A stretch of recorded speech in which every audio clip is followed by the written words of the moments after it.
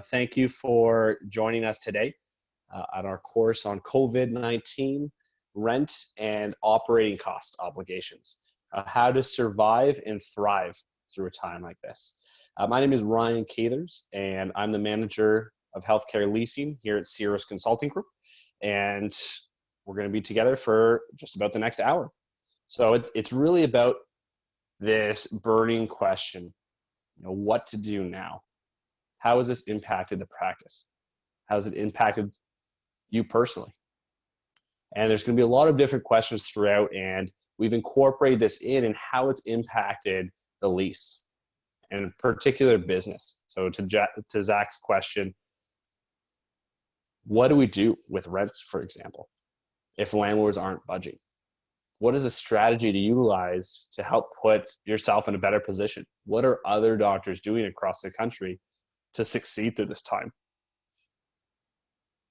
As there's always an opportunity to thrive through any time, the ups or the downs of any particular period. But just before we kind of get into some of the content of the course, I think it's important to know a bit of a background about us for those of you who are unfamiliar about Cirrus and who we are, what we do, and how we support the dental community. So we're a healthcare and dental specialized tenant representation firm, and we're celebrating our 26th anniversary. We've negotiated over 12,000 leases, healthcare specific leases, since inception. And what makes us really unique throughout North America is there's no firm like ours where we've put everything and brought everything in-house. So we have an in-house leasing team comprised of highly experienced real estate brokers or ex-brokers, as well as other data and proprietary data in terms of rental rates, comparables in any given market across the country, in Canada and the United States. We have an in-house legal team that all have a background in healthcare, tenant representation, filled of lease negotiators and attorneys. And we have an in-house consulting team that essentially work alongside the leasing and legal team to really help develop a strategy for the negotiations. Now, on an annual basis, to give you an idea of our specialization and our niche, is we focus and represent over 500 doctors throughout North America, specifically on the lease portion of the business. Whether it's a acquisition, a startup, an expansion, a renewal, a transitioning doctor, a doctor looking to create a lease as an owner-occupant, or create a lease for their property and building between the practice real estate or the practice itself and the real estate asset. We deliver over 100 continuing education courses on an annual basis in the form of in-person seminars and webinars as well. So I'm one of our keynote lecturers across the country, really educating dentists on the lease and how it can impact them. And in particular, during this time over the last four weeks has really been the COVID impact. What to do now, what to do next.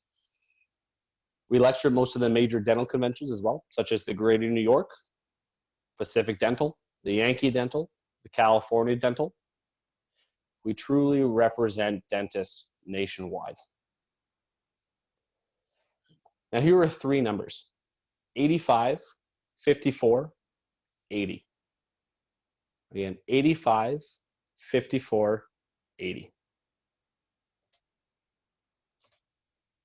85% of dentists have a lease that can prevent them from ever selling their practice. 54% of dentists across North America are overpaying in rent for their practice. And 80% of landlords structure the lease to give them a right to at least 50% of the sale proceeds. So when you look to transition the practice, your lease might be structured in a way where the landlord is entitled to 50% of the proceeds of sale when you sell your practice.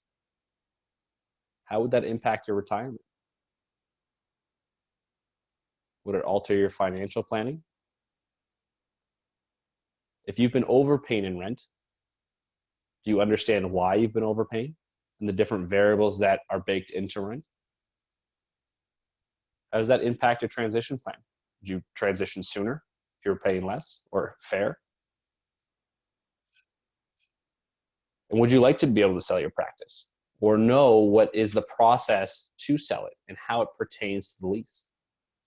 All of these questions are items that we're going to be going through today, among many others. But 85%, 54%, and 80% are staggering numbers throughout the country and North America on these various different items. So rent and operating costs, obligations, how to survive and thrive. So these are many different items that have impacted a practice currently. Obviously, with the current economic climate and its state right now, cash flow management has been key. So typically, rent or overhead expenses have been typically the third highest expense for a practice. Next to number one being salaries, and number two, merchandise. Now with practices closed or open for emergencies, rent per head have now become the highest expense for a practice. The office lease. What to do, what to look out for from a financial standpoint, but as well as a non-financial standpoint. So today we're going to go through a few different aspects and topics and items in your lease that will refer to financial aspects in terms of what to do, how you can address it, or what are your options. And from a non-financial standpoint, what are your obligations? What can you do, what can't you do? So you know what you're entitled to throughout the course of this time, but as well as the course and the timeline for your lease. Very important that you understand where you are and where you can go in the future. So I just received a question. So from Ilya Zach, if you still have many leases left on your lease with a personal guarantee, what is my leverage to renegotiate the lease? So great question.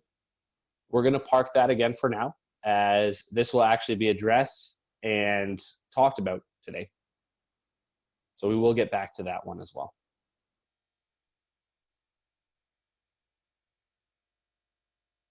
Landlord negotiation strategies. Being, how do you approach it? Do I have term on my lease? Do I have little term on my lease? Am I expiring within the next 2 years, or am I expiring in 3 years plus? How does my strategy change based on my situation? How do I approach this? Because I can assure you it's very specific and strategic in terms of how you say something and what you're saying, even in the course of one word, which we're going to get to in a few minutes here as well.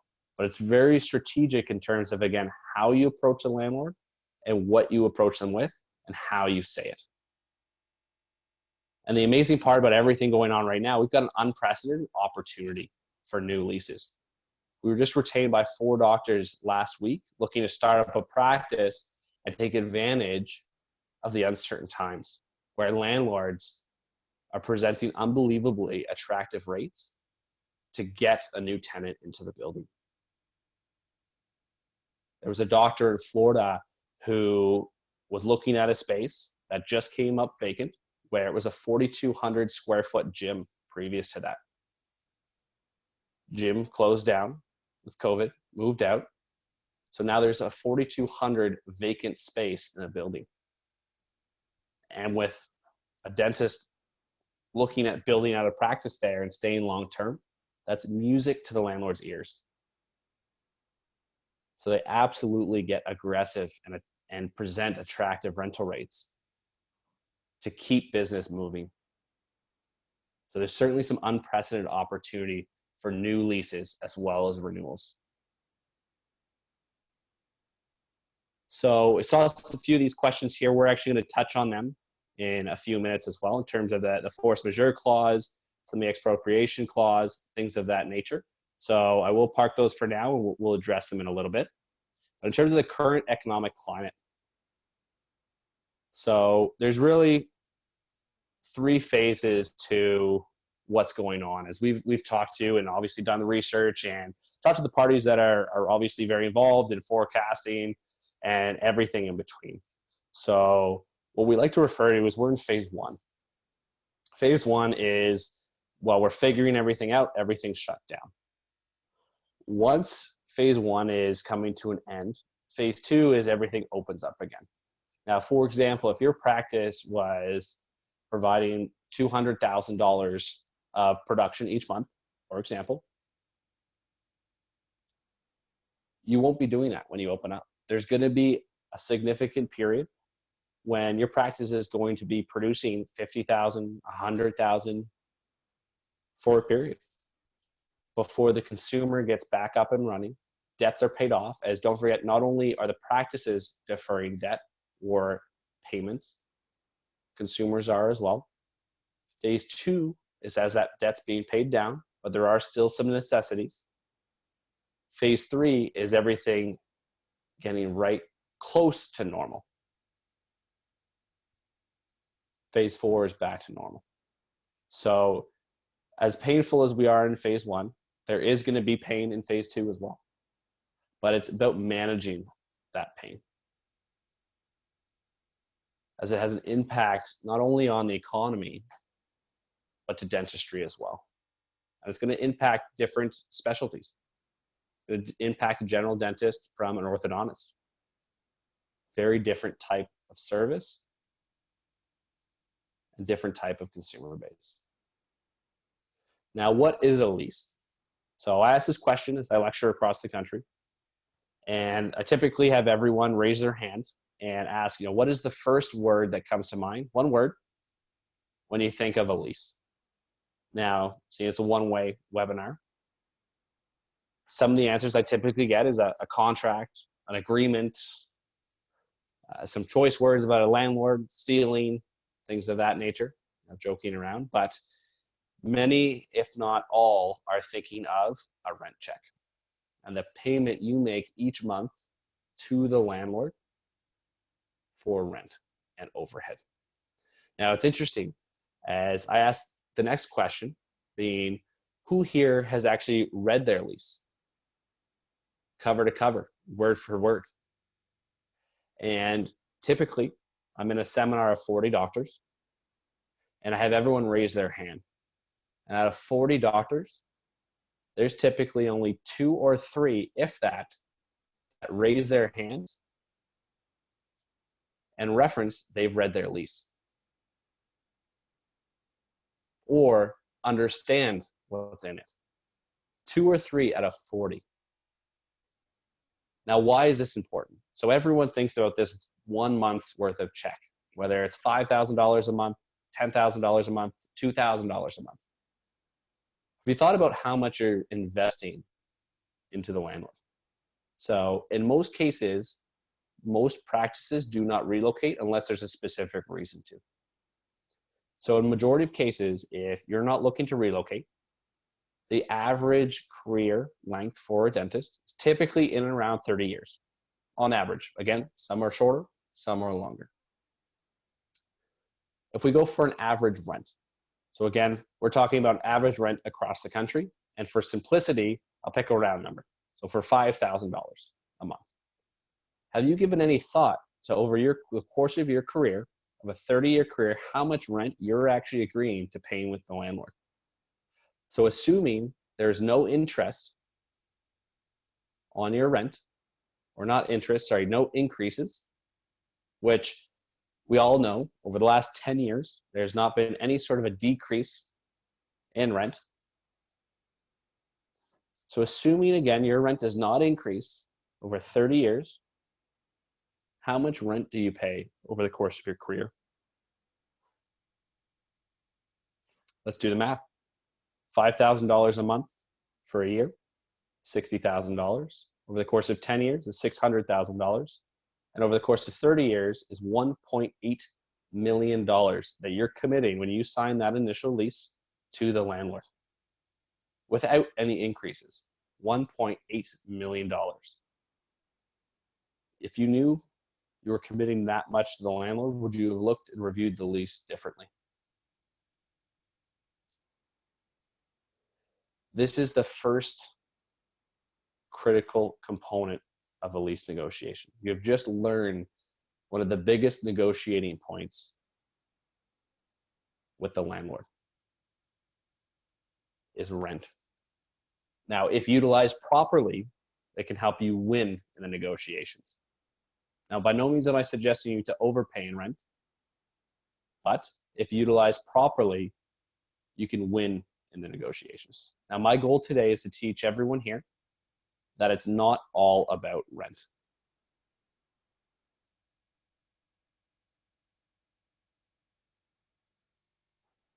So why is the office lease so important during COVID or any other time for that matter?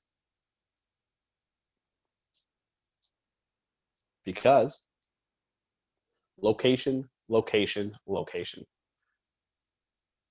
The location is the foundation of your practice. Without it, where would your patients go? Your lease ties you to that location. It creates a relationship between yourself and the landlord. So important that it's structured properly, as if that lease and agreement is broken, there's no longer a place for you to see patients. Failure to pay could be catastrophic. So particularly over the course of the last 4 weeks, I've had way too many doctors that have reached out and asked and pleaded saying, look, we've been closed for 2 weeks. I can't pay next month's rent. Or another one, I am not going to pay next month's rent because my neighbors aren't. Failure to pay could cripple the practice and be much more expensive for you for a few reasons. We're going to get into the default aspect of it and what are the different triggers through the lease that can occur when that happens. My recommendation is pay your rent. Unless there's some sort of other agreement, pay your rent. And that agreement needs to be in writing and agreed by both parties prior to withholding any sort of rent payments. Now, investment cost to build. Depending on where you are in the country, it can cost anywhere between, given a range, $150 to $300+ a square foot to build out a dental practice. Now, if you're right downtown San Francisco, that can be $600+ because of union laws. So it varies around the country, but it's safe to say expensive to build out a dental practice, hundreds of thousands of dollars. So if you're investing that amount of money into a practice, you want to ensure that you're protected.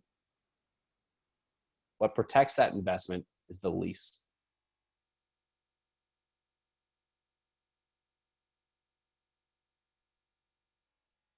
Dental practices are very difficult, expensive, and time-consuming to move. So I'm not sure if you've ever relocated a practice here. On average, it takes 18 to 24 months to properly relocate a practice. From the time or concept and idea of when you need to or have to or want to move and relocate, to finding a location, negotiating a lease, architecture, drawings, plans, permits, construction, to doors open. 18 to 24 months on average. Can take much, much longer depending on where you are in the country. So it's a headache. Landlords know this. So timing in terms of approaching the landlord for negotiations is very, very critical. Because the less time you have on your lease or before your option to renew, the more leverage the landlord has, because they know you do not want to relocate. And it's critical of the practice sale. The lease can make or break the sale of your practice.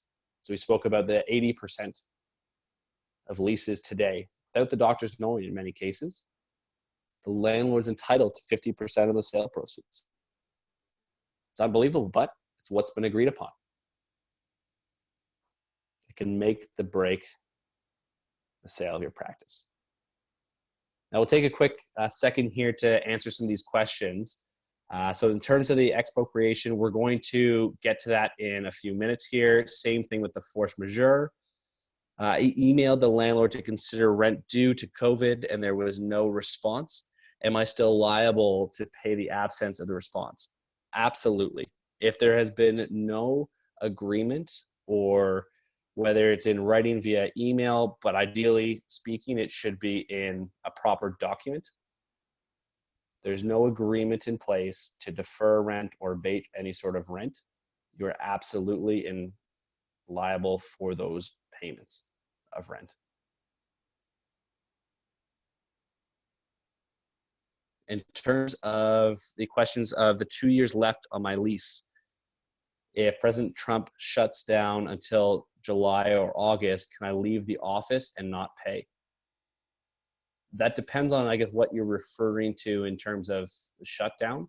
That might be a bigger conversation in terms of where you are, what the passing of the law is going to be, and how it's going to be processed.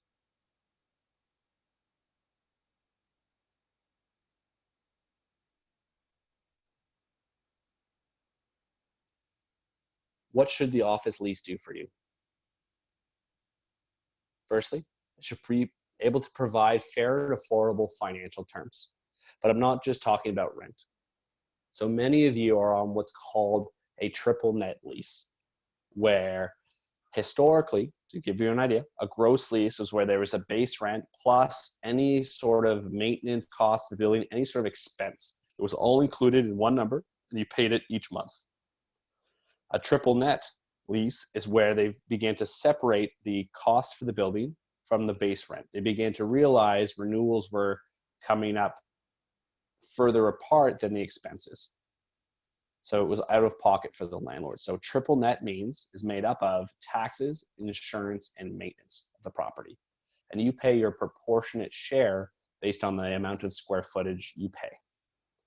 Now, what you don't realize, or many don't, is that particularly for the common area maintenance portion of that, many are overpaying in rent and don't know. So what we typically do is negotiate in language into the lease, referencing that they're to receive detailed and itemized statements, having a breakdown of what the cost was, when it was incurred, and why, and to whom, and including the right to audit those statements. So you can have your CPA take a look to ensure that you're not being overcharged. There was a doctor out in Denver who we had negotiated this language in. He had a feeling he was being overcharged, particularly for snow removal.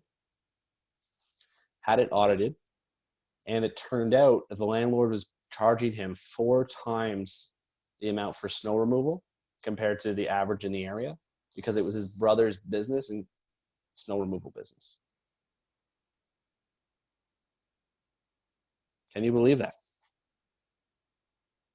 Critical that you know and have full transparency on what you're paying for. There was another doctor I was speaking with who had sent me their statement, the reconciliation statement, and there was a $4,500 miscellaneous charge on it.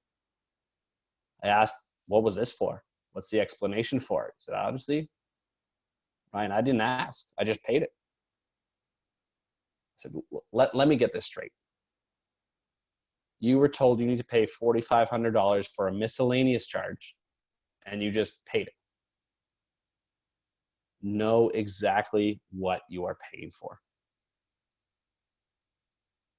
In addition, tenant improvement allowance. So it's the money in which the landlord's willing to give you in order to help outfit the space. So whether it's in the form of for leasehold improvements, renovations, things of that nature. Now, keep in mind, it's not free money.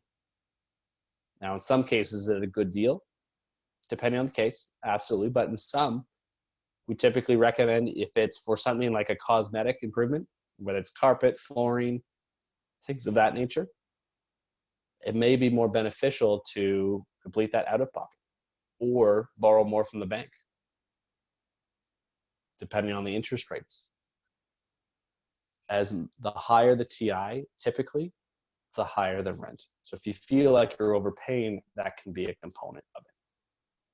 And there's many more. We haven't talked about free rent. which is the money you have or the months of free rent you have while practicing, or fixturing period where you don't have to pay rent, typically just utilities, where you have time to build out a space if you're expanding or building out a new practice. Long-term stability and security. In most cases, we recommend signing a 10-year term with multiple 5-year options to renew in most cases. What this does will provide at least 20 years of predictability and stability in the space. Again, most dental practices aren't looking to relocate, so if you're not, that's the benefit. You can provide yourself with a secure timeline for the practice. In addition, it's like buying in bulk. You typically get a better deal. And many don't know this. It also helps with the sale of your practice, because banks now will typically need 10 years of term left on the lease in order to finance an acquisition, whether that's in the form of initial term and or options to renew. So very critical, we plan accordingly on term and options. Minimizing risk and exposure. So many of you, whether you know it or not, have provided a personal guarantee or have personally signed your lease. Have there been any limitations created? Any sort of expiry, any sort of cap on monetary value, things of that nature. A death and disability provision. So this is essentially how we got our name 26 years ago, is incorporating this provision into the lease, where it essentially states, God forbid something were to happen to you, that you were to pass or become disabled, you or your estate would have the ability to terminate the lease. Essentially works as an insurance policy. You just don't pay premiums on it. Create maximum flexibility for your practice. So a couple of items many ask or refer to is called the right of first refusal to expand or to purchase. So the expansion aspect is if an adjacent space becomes vacant, and there's a number of different ways of it being structured, but essentially you have first right to that space. It's an option, not an obligation, if you want to potentially expand your practice in the future or purchase the property very similarly. Depends on your long-term plans. And again, enhance your ability to eventually sell the practice. So again, the lease can make or break the sale of the practice. Would you prefer it works as an asset or a liability? So I see a bunch of the questions have come in here. Given the amount of them, I will address them in a bit, but we will get them closer to the end as well, because we will be answering a few of them. In terms of cash flow management, so we'll click through here. In terms of payroll and rent, so again, as offices are closed or open just for emergency, very important we keep an eye on cash flow. Payroll is typically, in most practices, has already been addressed, and rent is now the next on the list. How to address that is what is now your biggest expense for the practice. And what are your lease obligations from a financial standpoint? Base rent, very common. Typically, most will know what those are. The CAM fees or operating expenses, the triple net charges. Are you still obligated to pay those as you're not in the building? The building may even be shut down in terms of most businesses at least. But is the property still open? Are you still expected to pay the operating and triple net charges? Short answer, yes. You are still obligated to pay all of your financial obligations of your lease and uphold any other obligations in addition. We'll get to those ones in a few minutes. But do you have any unpaid tenant improvement allowance right now? Were you given any in any recent years that you may have not collected and may have forgotten to collect? Very important. Review through your lease. If you're unsure, send us a copy of your lease. We'll review that for you to ensure that you've been given all of the money, particularly where cash flow is tight right now, to ensure that you have the cash flow you need. So if there is any potential unpaid tenant approval allowance from whether you start up a practice, whether it was for renovations on the space or updates, things of that nature, if you think you may have unpaid tenant approval allowance, we need to take a look at your lease immediately to see what you're entitled to.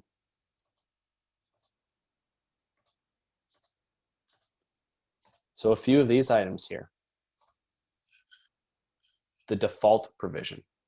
And this is what I was talking about if anyone was to cease and no longer pay any rent. Do not do that. I encourage you, employer, do not stop paying rent. What this could trigger is in the default section of your lease, which everyone should be very familiar with, multiple months of accelerated rent. Where one recently, the doctor held back 1 month and he could have paid, but all of the other businesses, or many of them in the plaza, were shut down. He held back his rent, triggered this accelerated rent clause in his lease, and had to pay instantly 3 months of rent to put into a security deposit and pay the current month's rent. So that's total 4 months of rent now, all at once, lump sum, just because he didn't pay his original rent. A loss of benefits. So if you've negotiated an exclusivity into your lease, many of them are tied to a potential default. If you default on your lease and do not, for whether it's a financial obligation or a non-financial obligation, you could lose the benefit of exclusivity in your property. You can lose the benefit of an option to renew. So if you had started with a 10-year option, for example, and 10-year term, 2 5-year options, and you're 8 years through your term, so you have 2 years left, you didn't pay rent last month, you were in default, your options to renew, your 2 5-year options, disappear. Your lease now expires in 2 years. How does that impact your leverage in a renewal negotiation? How could that potentially harm you? Financial statements. In many cases, this is either written into your lease or can be triggered by a default provision where the landlord has the ability to ask you for not only your practice financial statements, but your personal financial statements. How comfortable are you giving financial statements and your personal financial statements to your landlord? It can also give you the inability to assign the lease. You'll notice in virtually every single assignment provision, there's an aspect of yourself being in default.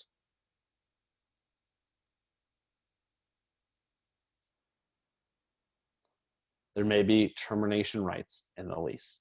What would you do if your business was terminated? Where would your patients go? How would that impact your business? Not only currently, but in the long term.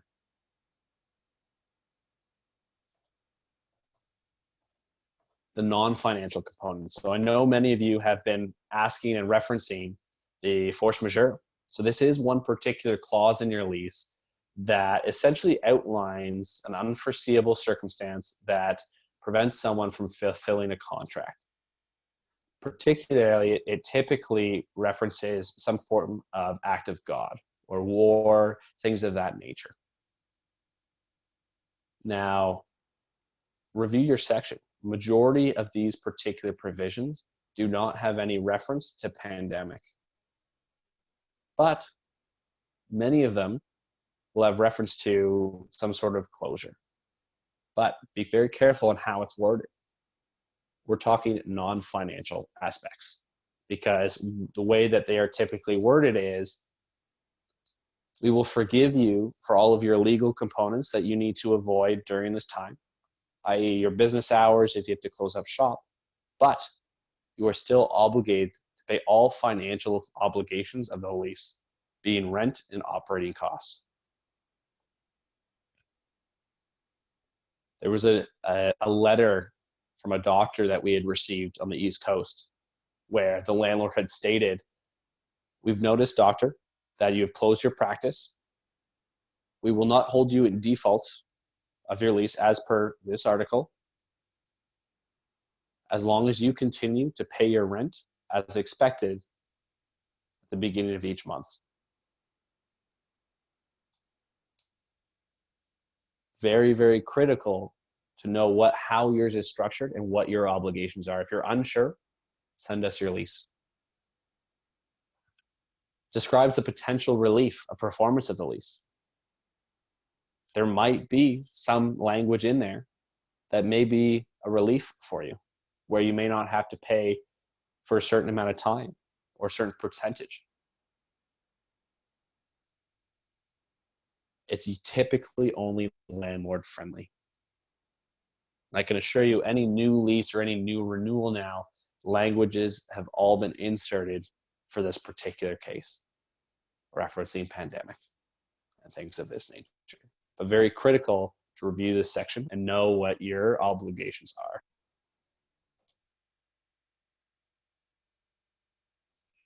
It's been a vast discussion over the last 4 weeks, particularly across the globe, in terms of what does this mean?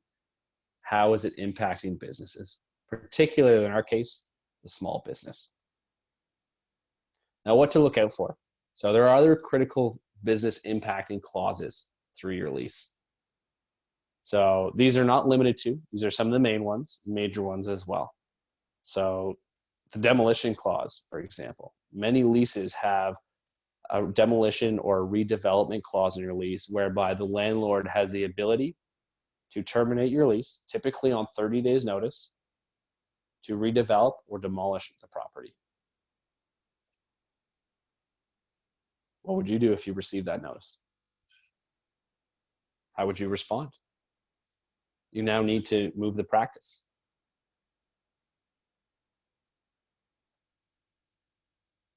A relocation provision where the landlord has the ability to relocate you to another space on the property.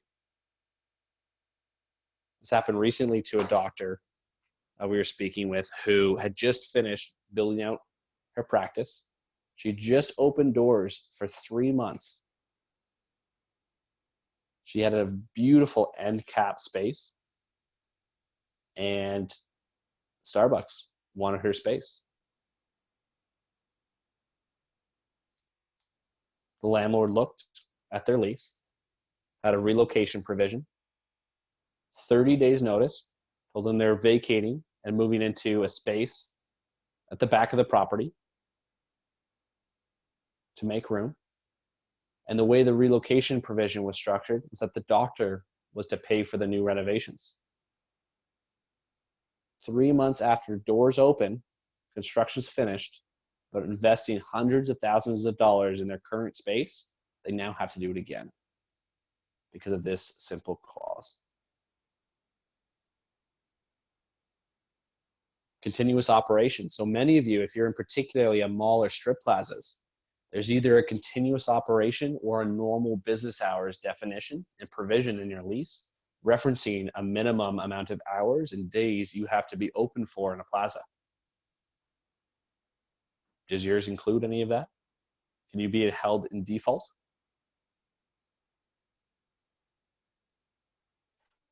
And many, many more. The point being, there's a lot of clauses in your lease that you need to be aware of and how they can impact you, not only from a business standpoint, but from a personal standpoint as well. So this is the option to renew provision. The option to renew is the option, but not the obligation to extend your lease past your initial term. Now, this provision here that I have on the screen is found in 90% of the leases that we are reviewing. And again, we represent over 500 doctors each year, and this is found in 90% of the leases. Now, given in terms of time, Typically, I would go through much slower through a seminar, but as we're online on a webinar, I'll go through it together. So the first line being, provided that Dr. Joe Black shall remain as the tenant. And if the tenant has duly and has regularly paid its rent and has performed its covenants and obligations under this lease and has not been in default. The first issue is provided that Dr. Joe Black shall remain as tenant. Meaning, if Dr. Black was to sell his practice, these options are non-transferable. There was a doctor that emailed us in January who had his local attorney negotiate him a 5-year term with a 5-year option to renew. And the option was personal to the doctor. He had conditionally sold his practice predicated on the lease transfer, and particularly the option transfer, as the buyer needed 10 years of term in order to finance the acquisition. He went to the landlord to ask for his consent as per the assignment section, which we'll actually get to in a second, but in addition to asking for the option to renew, to transfer to the other doctor. $600,000 practice sale. The landlord said, happy to, on one condition. You pay me $120,000 the sale proceeds to amend that one line. I can tell you there's a number of choice words the doctor was using after that. And he was asking for guidance. Is this ethical? Can he do this? Unfortunately, we'd tell him, absolutely. This is what you've agreed to. We need to ensure our options are transferable to a buyer. So you do not have to commit to 10 years term today, for example, in order to sell the practice. You can utilize options to renew. In terms of the default aspect, referencing the default provisions, get to know, I know we've gone through a number of these examples. If you've ever been in default, financial or non-financial items that we spoke about earlier, they can erase your options to renew.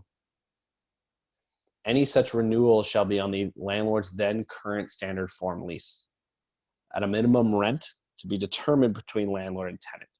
So in terms of this aspect, you'll see here, any such renewal shall be on the landlord's current standard form lease, which means you express your option to renew. The landlord can update their standard form and add in provisions you didn't have before, and you've already agreed to it.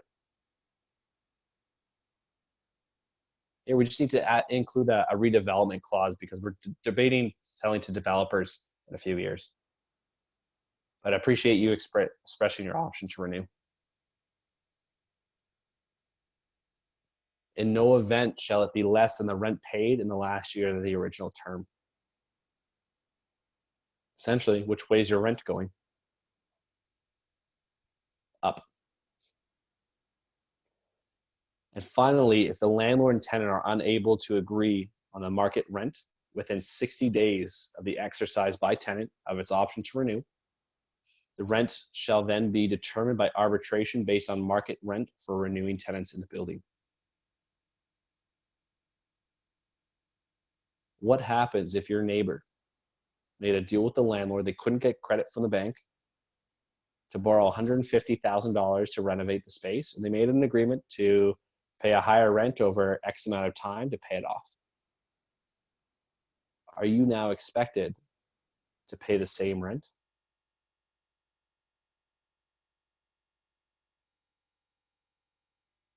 According to this, you are. So this is the option to renew provision of your lease. A number of different items that can leave you exposed to an exponential increase upon renewal. There was a doctor out in California, the Bay Area, that we'd assisted 10 years ago, had locked in rental rates, not only for the initial 10 years, but for her options as well. So the goal was she had 2 5-year options. We wanted to extend another 10 years and keep those 2 5-year options. Now, as it's a negotiation, instead of expressing the option to renew, the landlord said, well, if you're asking for something, I want something in return. You're paying well below market. I want your rent to increase 40%, and I'll agree to the 10-year term. we advise it's going to save you hundreds of thousands of dollars just to express your option. Let's regroup in 5 years, because you have the ability to extend your lease. Very important to know what your rent is or how it's going to be determined during your option to renew. The assignment section of your lease. So this is found in 75% of dental leases, again, we review, and many of which are quote unquote negotiated by dental specific real estate attorneys. And this is still found in 75% of the leases. So the assignment provision essentially outlines the transferability of your lease in the event you look to sell the practice. So first off, you need the landlord's consent in order to sell the practice and transfer the lease, which is common in commercial real estate. What's unusual about this particular paragraph is it states you just need the consent of the landlord, meaning because it's a rainy day, they can deny your consent.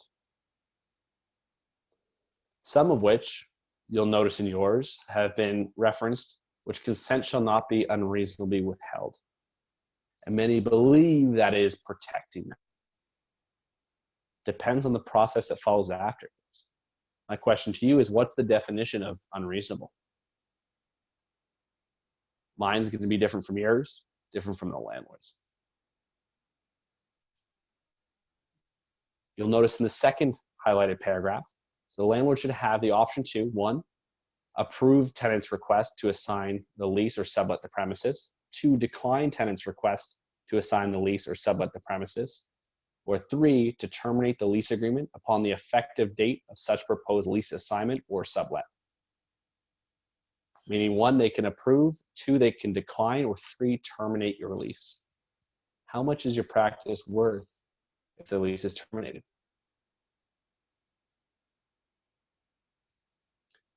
There was a doctor I was speaking with in November who had been in his space for 34 years, had been quote unquote family friends with his landlord. Landlord is a patient of his for 18 years. And he conditionally sold his practice, predicated on the lease transfer. So he went to his family friend, the landlord, and had asked consent, and as per his lease. And the landlord said happy to, on one of 3 conditions. 1, your rent is increased by 30%. 2, you pay me 50% of the sale proceeds, 50.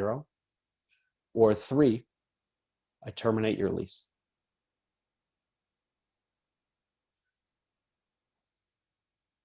What would you do? Increased rent devalues the practice, buyer might walk away. Sale proceeds obviously directly impacts your retirement. And termination, what's your practice worth if it has no space? In addition, it goes on to say, additionally, should the landlord consent to an assignment or sublet of the premises, the landlord shall have the right to revise minimum rent to be paid during the remainder of the term to the greater of the then current market rent for the leased premises, or 15% greater than the current then rent, which means essentially the rent is going up at least 15%, at least. Furthermore, should the tenant receive from the assignee or subtenant any rental income, cash, goods, or any form of consideration in connection with the assignment of this lease or sublet of the premises that is over and above the current base rental rates payable to the landlord in any fiscal year during the term of this lease, the difference between the annual rental income or rental rate, such rental income, cash, goods, or other consideration shall be paid to landlord directly within 30 days of tenant's receipt thereof, thereof. So what that is referring to is consideration language or sale proceed language, meaning the landlord is entitled to a percentage of the sale proceeds.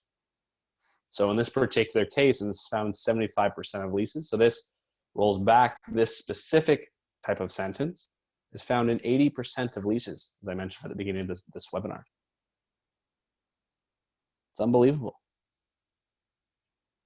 The biggest difference between any other type of tenant than a dental practice is many tenants, ours for example, we pick up the plants and desks and we move overnight.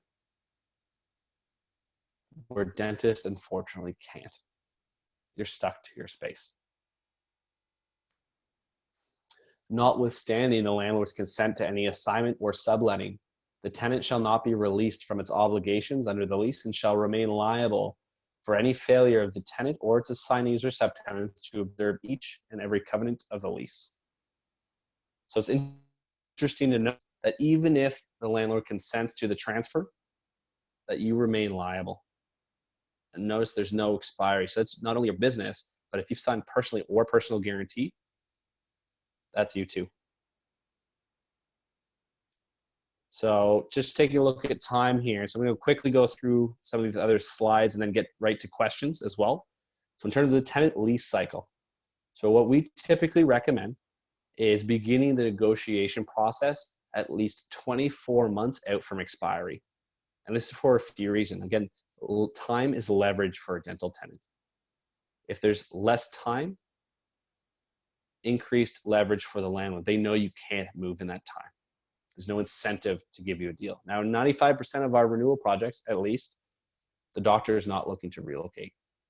But it gives the perception they could if the landlord's being unreasonable. In addition, if someone's option to renew notice period is 12 months prior to expiry, we need to ensure we're negotiating prior to that. When you pass an option to renew deadline, your leverage significantly changes and decreases. So at least 24 months out from expiry is the critical component and leverage part of this. Landlord negotiation strategies. So taking a look overall, when does your lease expire? What do we ask for? How do we phrase it? Do we ask for a rent relief or deferral or both? What about the additional rent? So again, it's very specific in terms of how you approach it, how you phrase it is very, very important. When does your lease expire? There's different leverage and different type of conversation if your lease is expiring within the next 2 years, or if you have 3 or more years left on your lease. Very different type of conversation. And we strategize differently. So what do you do now? Take action. Have your lease professionally reviewed, which we'll get to in just a second as well. Now, in terms of this unprecedented opportunity, we've seen lease renewals, an unbelievable change in the landlord's tone, particularly with long-term lease renewals.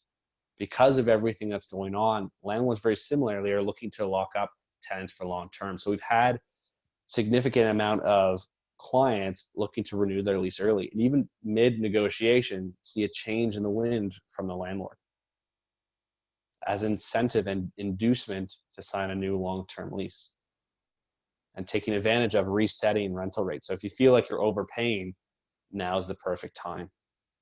Reset those rental rates, reset those escalations, and all of the above. In terms of new starts, again, landlords are giving incredible deals to bring on a new tenant. Financing, banks have never been lower in terms of their interest. It's unbelievable. Equipment supplies, same boat. It's an unprecedented opportunity right now for not only renewals, but starting up a practice as well.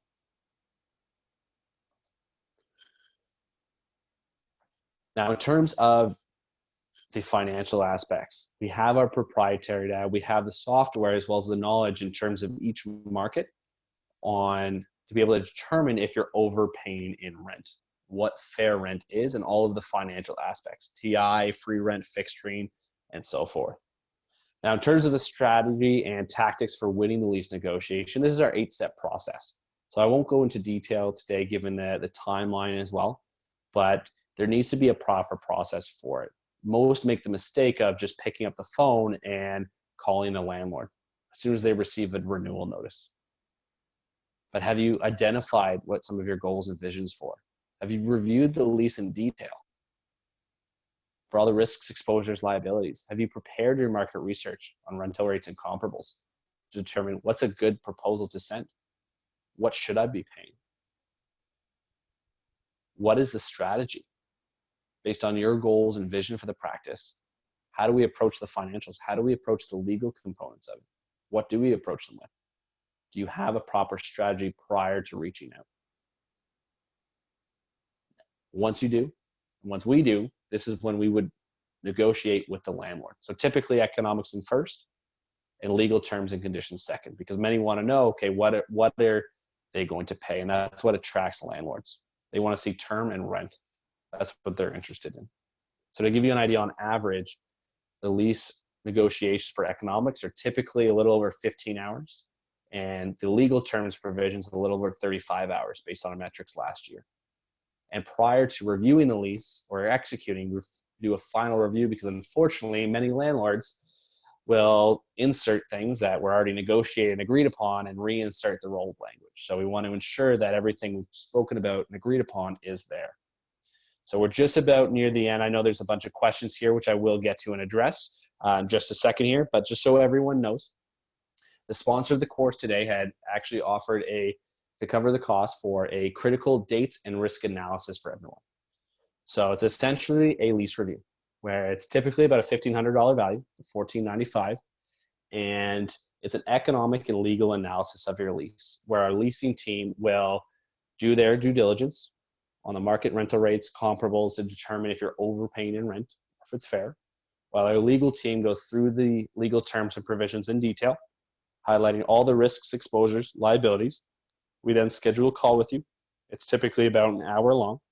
We go through your goals, your vision for the practice, the situation currently. We'll go through your lease, terms and provisions, and how they could impact you based on those goals, and essentially a treatment plan at the end. So there's no obligation with it. It is one of our services, and in this particular case, it really helps determine what your next steps are in terms of if there's term on the lease, if it's a renewal, what is the game plan and strategy for your next steps and conversations with the landlord. What we would need from you is a copy of your lease, your original lease, plus any extensions, amendments, estoppels, certificates as well. Anything pertaining to the lease. Please send it to, and you can see here, at info@cirrusconsultinggroup.com. Please let us know if your situation is urgent. Please do note that. I will be putting up a polling system in just a moment here, asking a few questions. If you are urgent, please let us know, as we will be tending to those first. But if you are interested in the complimentary lease review, you're curious on your rental rates or how to have a rent deferral conversation, send us your lease. We'll review, schedule time with you, and discuss strategy. So you'll see some of the questions here. Are you currently a tenant? When does your lease expire? That's going to impact our recommendation for you. Is it urgent? And do you plan to start or buy the next 24 months? So I appreciate those that need to hop off to run to another meeting. Appreciate everyone for joining today. I'm going to go through some questions as well as we go through. So in terms from Gary here, how to handle the expropriation clause in the lease. Am I able to delete completely, or do I have to have it? How should it be written, or what should do to avoid? Allow landlord to terminate lease effective on date of expropriation. So in terms of this particular question, it's going to depend on how your clause is structured, whether it needs to be addressed or not, and if it can be more tenant friendly. So there's a number of different ways. It'll depend on where you are and how it's going to be structured. So that we'll be able to address a little bit more offline together, specific to your situation through the lease review as well. Now, in terms of the force majeure clauses, I believe we had touched on those. We have here, if you have a force majeure clause in your lease, how do you use it? So it depends on how it's structured. So let us know. I'll be able to review the lease and our team to determine what are your obligations, what can you do with that. Fong, I have 2 years left on the lease. If there's a shutdown until July or August, can I leave the office and not pay? So this will really depend on your state and the situation. Currently, there is no such shutdown, so you cannot leave, and it'll depend on the mandate. and what's being outlined there. So it may be specific in terms of where you are in the country as well.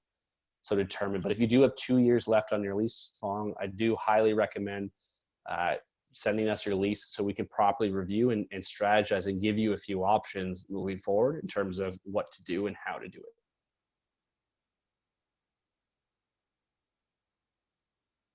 To remedy default from Gary. So it states here, to remedy default, tenant pays landlord all reasonable costs of landlord plus 15% admin fee. Is this reasonable? So there is a remedy section in each lease typically, where if you are found in default, you have X amount of time to remedy that default and make it better. So in this particular case, the landlord has stated that they want 15% above whatever they've owed or you have owed. Now, in terms of that reasonable, it really depends on where you are in geography-wise. So that's more of a geography-specific conversation. For those, we'll connect separately for. We're going to try and answer more of the general questions here.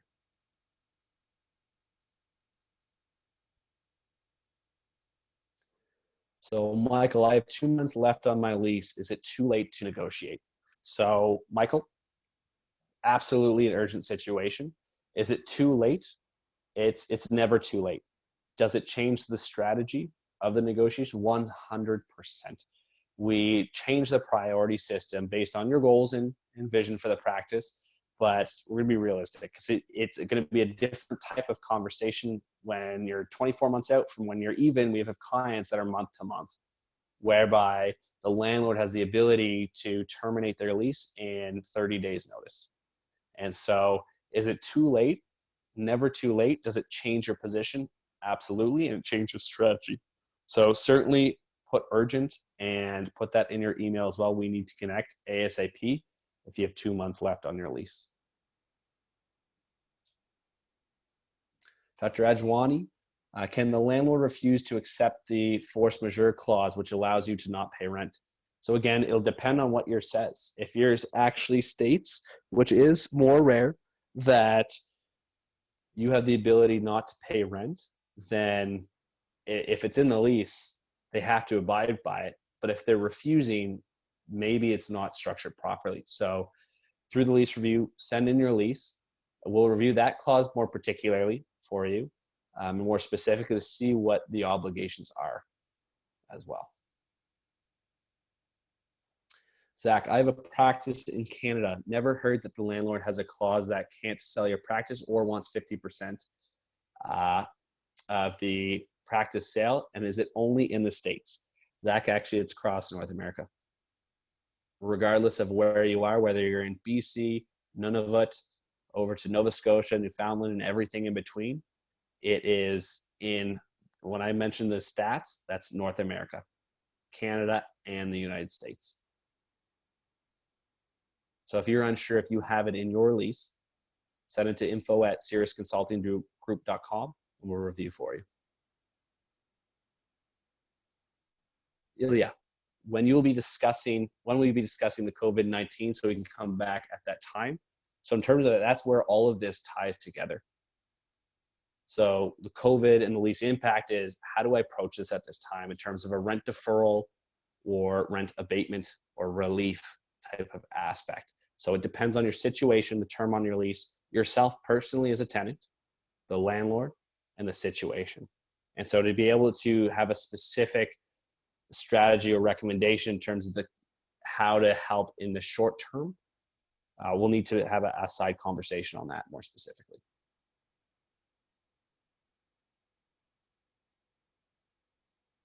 So in terms of, again, what sale, we are in a crisis. We are working with doctors right now that are buying and selling practices. So people are doing it.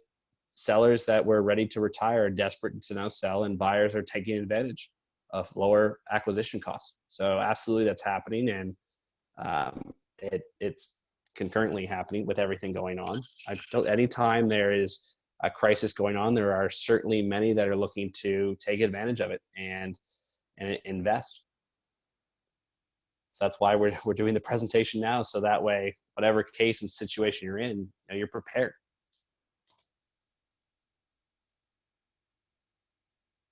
We have one from Bryce here. You can answer in a timely manner, appreciate it, but our landlords offer to defer May rent and to be repaid in October, November, December. Is there risk to us with this format? So it depends on how it's structured and how it's agreed upon.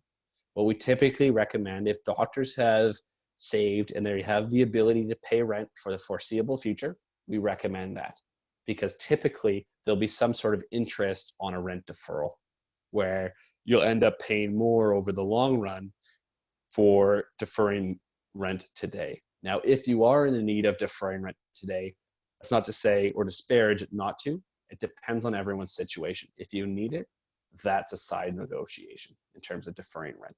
So there's a number of different ways of doing it.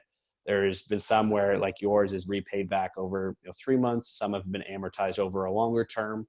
One recently was we traded 2 months for now and added it onto the back end of the term instead. So there's a number of different ways of doing it. In terms of the risk, it will depend on how it's going to be structured and repaid and what the verbiage is agreed upon on that. But if you're unsure, send an email to info@. Happy to connect separately on that as well.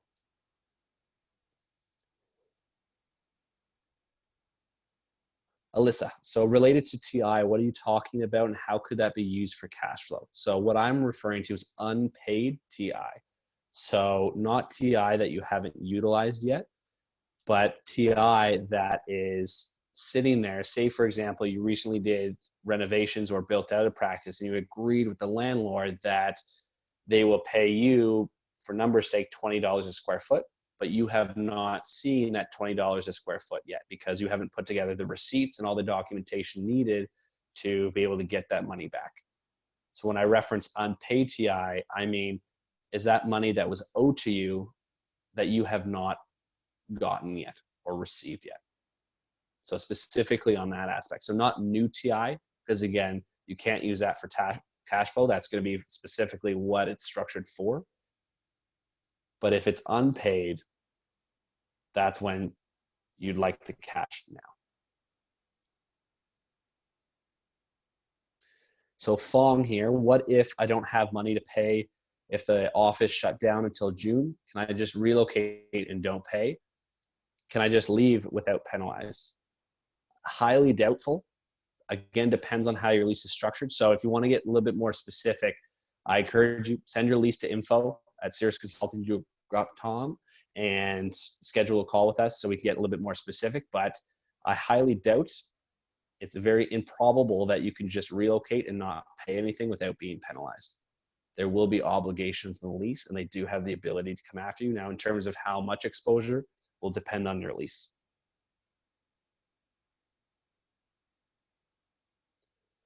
We have one from Jesse here. If we have done a major update of our lease with your company a few years ago and the renewal description is what you are mentioning above, with all the hard work being done and thrown out the window, they can change the whole lease again on the now current terms. So I highly doubt those were the terms that were negotiated in there, but happy to connect and review them with you, as those are typically, these are the items, that's why we talk about them, that we look to negotiate out as well. So happy to connect with you offline, Jesse, to walk you through kind of lease and what's in there right now and review that. So just send me a quick email, a few dates and times that we can connect, and happy to go through that with you.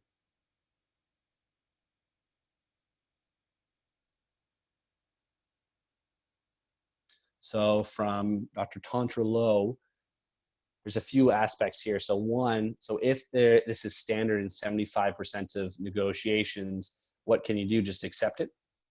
What is your success rate in modifying this? My landlord wants me to extend my lease over the next 30 to 60 days. What are the keys to negotiating better terms? So a few different points here. So in terms of the standard of 75% of negotiations, absolutely, I would never accept that. I would never recommend anyone accepting that. The problem with the aspect of it being 75% is the problem is people just aren't educated enough for it. Unfortunately, some dentists choose to do it themselves, where they just don't have the knowledge in terms of commercial real estate and dental specific lease language that should be in there. because a dental lease is very different from any other type of lease. You're a business that invests the most per square foot into your space. You're not an office, you're not a spa, you're not things of that nature that can move very quickly and without an incredible investment to relocate. So it's about knowing how to restructure and what the verbiage needs to be. So absolutely, I would never recommend accepting that type of language. That's why we spoke about it today. Many have the wrong representation, where there's a real estate broker reviewing legal language. They're not attorneys. Their specialization is finding space and typically having some sort of knowledge on rental rates and comparables. And many attorneys. So I just spoke with a doctor right before this webinar who was quote unquote had a dental specific real estate attorney who also does everything else. Incorporations, space sharing agreements, associate agreements. I read his lease. It had that exact verbiage in there. It's unbelievable. The difference is this is what we specialize in. We represent over 500 dentists each year on this specific aspect. We don't do anything else outside of the lease, and that's where the difference is. Many lawyers or attorneys will only be handling 2 to 4 a year. In terms of your landlord wanting to extend your lease over the next 30 to 60 days, then absolutely we need to connect, and this is urgent, to strategize. What are the keys to negotiating better terms? Well, we touched on a few of them, knowing how to negotiate them and having a proper strategy. So through the complimentary lease review, we'll be able to help develop that strategy with you based on your goals and your vision for the practice and the current situation, where you are, your landlord, the lease, and the condition that it's in.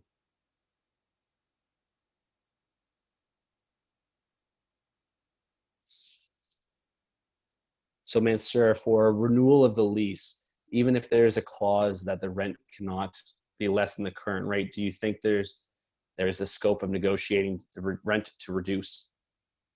All depends on who's negotiating. There's many cases, it depends on how it's approached and how it's done. If you express your option to renew, that was the wrong thing to do. You should be looking at renegotiating your lease if that's the case with a clause in there, and using your option to renew as kind of the ace in your back pocket, so to speak. So if they're being unreasonable on your new terms and conditions, what your options are. Now, in terms of giving you kind of a more detailed answer, again, these are going to be a lot easier. I'm sure many of your questions are going to be a lot easier once we've been able to review the lease and complete our due diligence on the lease terms, the landlord, the property, the rental rates and comparables to determine what's common in the area and what's not. So if you've got institutional landlord, depending on which one, can be a very different type of conversation or a verbiage that's typically there than others. So it all depends on your specific situation. So in terms of Dr. Michelle here, does Cirrus help negotiate the lease for us until we are satisfied with the terms on our lease? So a little ahead. So obviously I always recommend through the complimentary lease review first, so we have an idea of the scope of the project and can properly obviously advise and recommend, for yourself, but as well, if you're looking for assistance for it, obviously happy to assist. And absolutely, that's kind of the biggest difference for us is we're there to help negotiate until you're satisfied with the terms. If there's terms in there that we even recommend do not accept, we should push back on or walk away if it's in the case of a new deal, then we recommend that. We're always looking out for our client's best interest. That's why you can take a look at our Google rating. I believe we're still a 4.9. An unbelievable the amount of 5-star reviews that we have. It's a big component of it as well.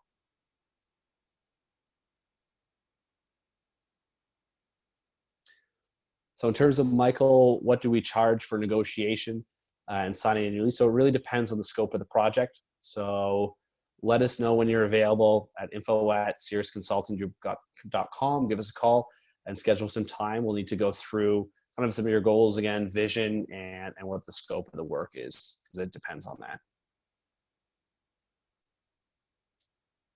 Michael just saw your next aspect.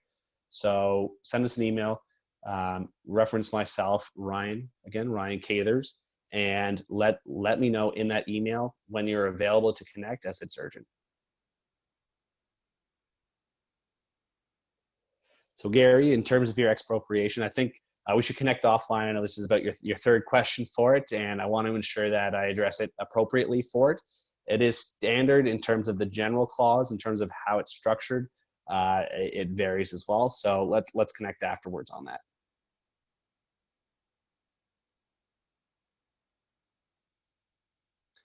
So Stephen, to your question on how do I approach the landlord to abate my rent during the COVID and what leverage do I have? So it depends on a number of different items on your situation. So this will be better off having a discussion with your lease reviewed and discuss with you some of your situation, some of the details for it in terms of how to approach it. Because in many cases, the word abate will not be appropriate for the situation because of a variety of different moving parts. And that actually may not go over well with the landlord. So again, there's a difference between abate rent and deferral rent. So we need to be appropriate and strategic in terms of how we're approaching it and what words we're using.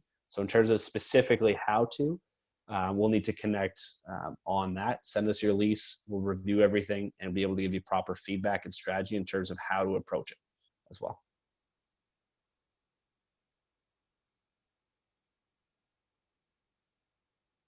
So we have a few more here. So keep in mind, everyone, if you're asking for questions regarding specific items, I encourage send in your lease. We'll have it properly reviewed, and that way we can properly provide feedback for you, because in many of these cases, there's a lot of other variables that come into play that I'll need to know before being able to give you a proper answer or proper guidance on the particular clause or situation. So to Farhad's example here, question, due to the current situation, will landlords be able to legally enforce the default provisions in the lease? So again, depends on the force majeure clause in your lease or other ones, and depends on where you are located in the country. So we'll need to connect on that. If you're unsure, send us your lease and we'll be able to confirm for you.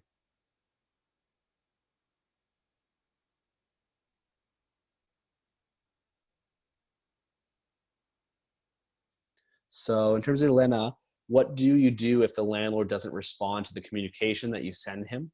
A negotiation has to be two parties that to even have place, correct? So what many don't realize, it's like anything, whether it's dentistry, professional sports, where there's going to be a different talent pool than the person next to them. You know, from an all-star to just a regular player, for example. So very similarly, depends on who and what you're saying to the landlord, and you have to know how to have the conversation with them. So if they're not responding, for example, you need to know how to be able to talk to them to get them to the table. So it's a big component of that, where it's very strategic and specific, and it's really part of the art for it, is knowing how to have the conversation. And that's why, you know, for example, that's why we've been so successful over the 26 years, because we know how to talk to them, whether it's an institutional landlord to a small family-owned property. It's about knowing how to, knowing specifically what to say is a big aspect. So if your landlord's not responding, send us your lease, send us some times that you're available to connect, and we'll be able to go through. I'll be able to give you feedback in terms of what you've said and how you've said it, and if that was the proper strategy or what is the new proper strategy to reach out to them with.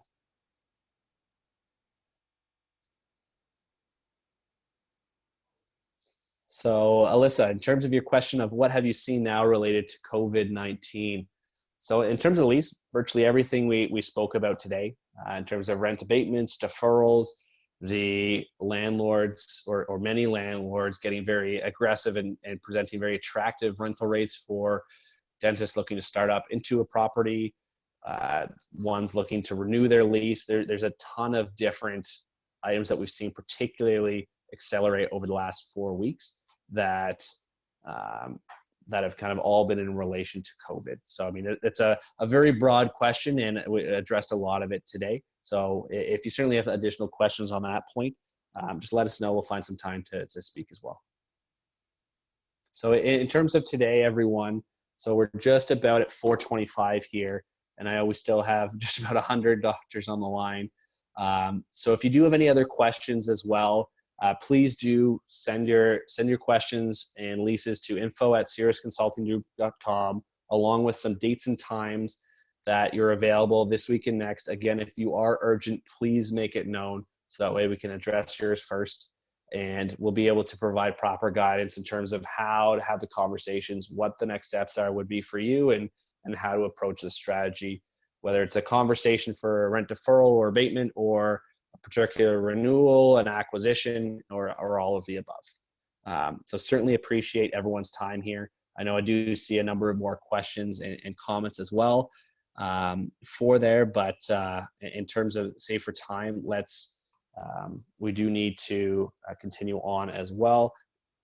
Send us your lease. We'll go through everything in detail and specific to your situation, particularly on any points specific in the lease of provisions or where you are in the world in terms of geography, towns, cities, and what the different impacts have had regarding this topic.